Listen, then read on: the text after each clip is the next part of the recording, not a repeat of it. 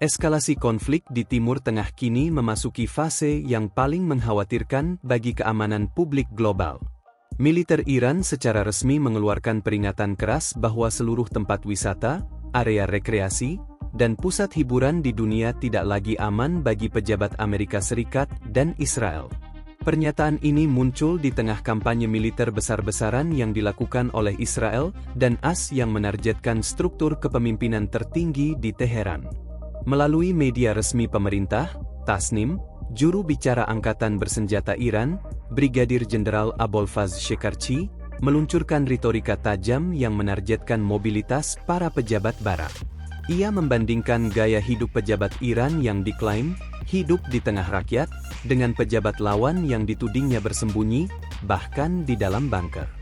Waktunya tidak lama lagi ketika kami akan menyeret Anda keluar dari tempat persembunyian dan tempat perlindungan Anda dengan penghinaan.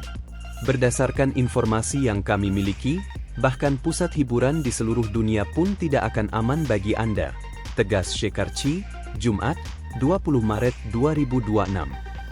Secara terbuka, Shekarchi mengeluarkan peringatan bahwa Teheran tengah merencanakan serangan di lokasi-lokasi sipil mancanegara yang selama ini dianggap sebagai zona aman. Ancaman ini bukan tanpa alasan.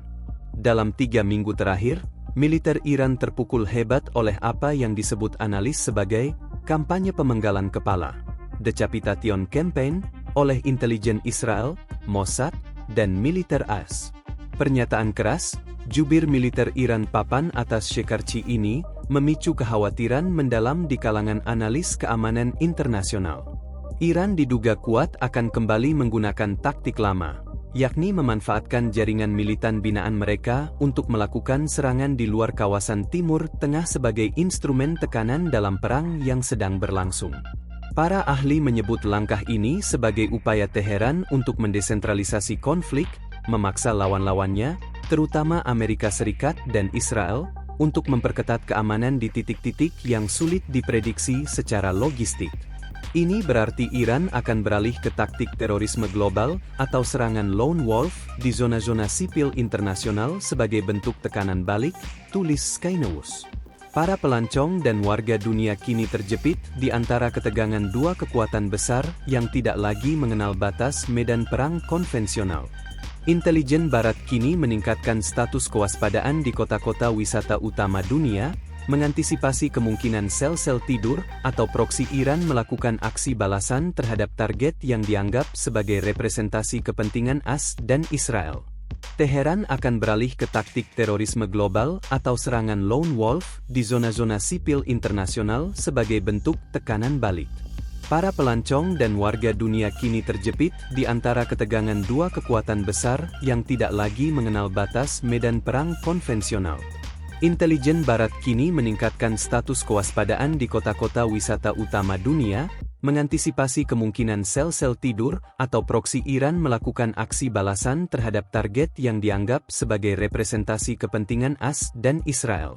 Menanggapi ancaman ini, Unit Intelijen dari Departemen Keamanan Dalam Negeri AS, DHS, telah mengeluarkan peringatan dini. Meskipun serangan fisik berskala besar di daratan Amerika Serikat dinilai masih kecil kemungkinannya, otoritas keamanan tidak mau ambil risiko. Taman dan destinasi wisata, yang seharusnya menjadi ruang pelepas penat dan kebahagiaan, kini dihantui oleh ketidakpastian keamanan. Kami memastikan masyarakat tetap tenang namun waspada. Fokus utama saat ini adalah memitigasi risiko di ruang siber sembari memperkuat deteksi dini di lapangan, tulis laporan resmi DHS. Dunia kini menanti apakah ancaman ini hanya sebatas perang urat syaraf, psychological warfare, atau awal dari gelombang teror global baru di tengah krisis Timur Tengah 2026. Gempuran Iran. Seiring ancaman Brigadir Jenderal Abolfazl Shekarchi itu, Teheran meluncurkan gelombang ke-6 serangan rudal balistik sejak tengah malam dan memberikan ancaman di sejumlah negara Eropa. Salah satu serangan di Rehovot, Israel Tengah, diduga menggunakan hulu ledak bom cluster bom, yang menyebabkan kebakaran hebat pada sebuah rumah warga dan melukai 2 lansia. Eskalasi tidak hanya terjadi di udara. Di Skotlandia, Kepolisian Inggris menangkap 2 orang yang diduga mata-mata Iran saat mencoba menyusup ke pangkalan kapal selam nuklir. Sementara itu di Ceko, pihak berwenang menyelidiki kebakaran di perusahaan senjata LPP Holdings sebagai potensi serangan teror setelah sebuah kelompok anti-Israel mengklaim bertanggung jawab. Ukraina turun tangan di Timur Tengah. Fenomena unik terjadi dalam peta aliansi global. Ukraina, yang selama bertahun-tahun berpengalaman menghadapi gelombang drone kamikaze Rusia, kini mengerahkan unit militer spesialis ke 5 negara Timur Tengah, UEA, Arab Saudi, Qatar, Kuwait, dan Yordania. Menteri Keamanan Ukraina, Rustem Umerov, menyatakan pengerahan ini bertujuan melindungi infrastruktur kritis dari ancaman drone Iran. Unit pencegat telah disiagakan untuk melindungi warga sipil dan fasilitas vital, tulisnya melalui akun X. Respons netralitas Swiss dan tindakan tegas UEA. Dampak perang ini memaksa sejumlah negara mengambil posisi drastis. Pemerintah Swiss secara resmi menghentikan izin ekspor senjata ke Amerika Serikat, mengacu pada prinsip netralitas negara tersebut dalam konflik internasional.